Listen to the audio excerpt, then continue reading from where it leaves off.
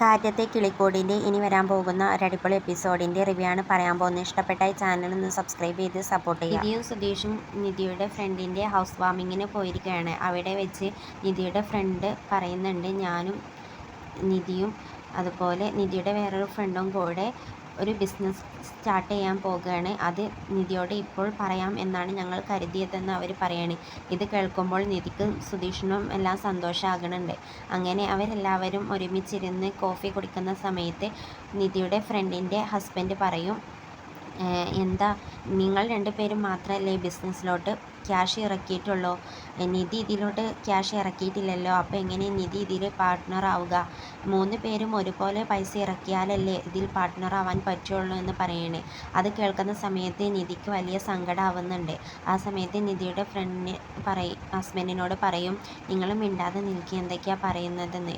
അപ്പോൾ നിധി പറയും, അത് പറഞ്ഞത് ശരിയാണ് എന്ന് പറയണേ. പിന്നീട് സുധീഷിനോട് നിധി ഇങ്ങനെ കരഞ്ഞുകൊണ്ട് പറയണേ, അവർ പറഞ്ഞത് ശരിയല്ലേ, ഞാൻ അവർക്ക് പണം കൊടുത്തിട്ടില്ലല്ലോ, അപ്പോൾ ഞാനതിൽ പാർട്ട്ണർ അല്ലല്ലോ എന്ന് പറയുകയാണ്. അപ്പോഴാണ് നിധിയുടെ ഫ്രണ്ട് അങ്ങോട്ടേക്ക് വരുന്നത്. നിധി കരയുന്നത് കാണും.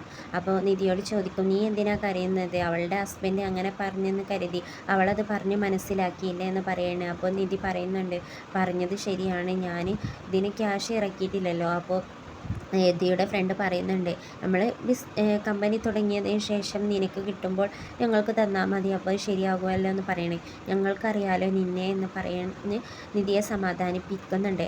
എന്നിട്ട് നിധിയോട് പറയുന്നുണ്ട്, നീ അകത്തോട്ടേക്ക് വാ, നീ പുറത്തിങ്ങനെ നിൽക്കല്ലേ എന്ന് പറഞ്ഞുകൊണ്ട് നിധിയെയും കൊണ്ട് അകത്തോട്ടേക്ക് പോകുകയാണ്. പോകുന്ന സമയത്ത് നിധി സുധീഷിനോട് പറയുന്നുണ്ട്, ഞാനിപ്പോൾ വരാം എന്ന് പറഞ്ഞ് അകത്ത് പോയി. എല്ലാം കണ്ടുകൊണ്ട് നിന്ന സുധീഷിനെ ഇത് കാണുമ്പോൾ സങ്കടമാവുകയാണ്. പിന്നീട് കാണിക്കുന്നത് സുധീഷിനെ ട്രാവൽസിലാണ്. അപ്പോൾ ട്രാവൽസിലുള്ള സുധീഷിൻ്റെ മുതലാളി പറയും, നീ എവിടെയായിരുന്നു? മുതലാളി ചോദിക്കും, നീ എങ്ങോട്ടേക്കാണ് പോയിരുന്നതെന്ന്. അപ്പോൾ സുധീഷ് പറയും, ഞാനൊരു ഭർത്താവല്ലേ, എനിക്ക് ഒരുപാട് ഉത്തരവാദിത്തങ്ങളൊക്കെ ഉണ്ട്, ഇങ്ങനെ നിങ്ങളെപ്പോലെ ആയാൽ പോരല്ലോ എന്ന് പറയുകയാണ്.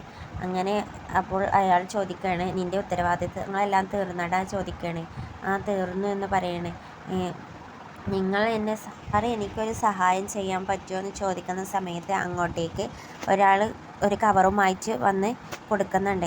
ആ സമയത്ത് മുതലാളി ചോദിക്കും സുധീഷിനോട്, എന്താടാ നീ പറയാൻ നിന്നിരുന്നത്, പറയുമെന്ന് പറയണേ. ആ സമയത്ത് സുധീഷ് പറയും, സാറ് എനിക്കൊരു 5 ലക്ഷം രൂപ തന്ന് സഹായിച്ചിരുന്നെങ്കിൽ അത് എനിക്ക് വലിയ ഉപകാരമായിരുന്നു എന്ന് പറയണേ.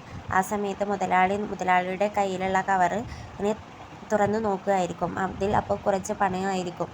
സുധീഷ് ഇങ്ങനെ പറയും, ഇന്ന് രാവിലെ എൻ്റെ ഭാര്യയുടെ ഫ്രണ്ട്സ് എല്ലാവരും കൂടെ ഒരു കമ്പനി സ്റ്റാർട്ട് ചെയ്തു, അപ്പോൾ അതിന് വേണ്ടിയിട്ട് പോയതായിരുന്നു, അപ്പോൾ അതിന് നിധിക്ക് കുറച്ച് കാശിന് അത്യാവശ്യം ഉണ്ടായിരുന്നു എന്ന് പറയുന്നത്. ഒരാൾ ചോദിക്കും, അപ്പോൾ എന്തിനാ ഇത്രയും പണം ചോദിക്കണം? അപ്പോൾ സുധീഷ് പറയും, അത് എൻ്റെ ഭാര്യയുടെ ഫ്രണ്ട്സ് എല്ലാവരും കൂടെയാണ് തുടങ്ങിയത്, പക്ഷേ ഭാര്യ മാത്രം ക്യാഷ് കൊടുത്തിട്ടില്ല, അതുകൊണ്ട് സാറ് എനിക്കൊരു 5 ലക്ഷം രൂപ തന്ന് സഹായിക്കാമോ ചോദിക്കണം. അപ്പോൾ അയാൾ പറയുന്നുണ്ട്, ഈ പണം കണ്ടിട്ടാണോടാ നീ ചോദിക്കുന്നതെന്ന്. അപ്പോൾ സുധീഷ് പറയുകയാണ്, അതൊന്നുമല്ല. അപ്പോൾ അയാൾ പറയുകയാണ്, ഈ പണം അതൊന്നും പറ്റത്തില്ല, ഇത് ഞാൻ വണ്ടി വാങ്ങാനും വേണ്ടിയിട്ട് അഡ്വാൻസ് വാങ്ങിയതാണെന്ന് പറയുകയാണ്. അപ്പോൾ സുധീഷ് പറയുന്നുണ്ട്, സാറ് ആരുടെ അടുത്തുനിന്നെങ്കിലും എനിക്ക് ഒപ്പിച്ച് തന്നാൽ മതി എന്ന് പറയണേ. എവിടെ നിന്നാണ് ആ പണമൊക്കെ എത്രയും തോനെ കിട്ടുന്നതെന്ന് പറയണേ. അപ്പോൾ സുധീഷ് പറയുന്നുണ്ട്, രാവിലെ ഒന്നുമില്ല പകലൊന്നുമില്ലാതെ ഞാൻ ഇവിടെ വണ്ടി ഓടിച്ചോളാം എന്ന് പറയാണ്. അപ്പോൾ അയാൾ പറയണേ, നീയാണോ വണ്ടി ഓടിക്കുന്നത്? അയാൾ പണം എവിടെയാണ് വെക്കുന്നതെല്ലാം സുധീഷ് ഇങ്ങനെ നോക്കി നിൽക്കുകയാണ്. അങ്ങനെ അയാൾക്കൊരു ഫോൺ വരുന്നുണ്ട്. ആ സമയത്ത് അയാൾ പുറത്തോട്ടേക്ക് പോകുകയാണ്. അങ്ങനെ പുറത്തോട്ടേക്ക് അയാളുടെ കൂടെ സുധീഷും പോകുന്നുണ്ട്.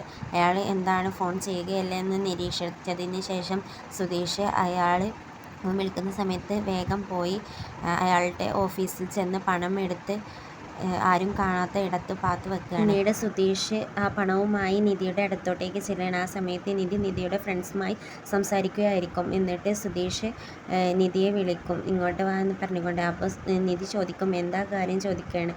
എന്നിട്ട് സുധീഷിൻ്റെ കയ്യിലുള്ള ഒരു കുപ്പി വെള്ളം കൊടുത്തിട്ട് നിധിയോട് പറയും, ഇത് കുടിക്കുമെന്ന് പറയണം. ആ സമയത്ത് നിധിയുടെ ഫ്രണ്ട്സ് നിധിയെ വിളിക്കും. എന്നിട്ട് നിധി സുധീഷിനോട് പറയും, വാ നമുക്ക് അവരുടെ അടുത്തോട്ടേക്ക് പോകാം എന്ന് പറഞ്ഞുകൊണ്ട് അവർ 2 പേരും കൂടെ ഫ്രണ്ട്സിൻ്റെ അടുത്തോട്ടേക്ക് ചെല്ലുകയാണ്.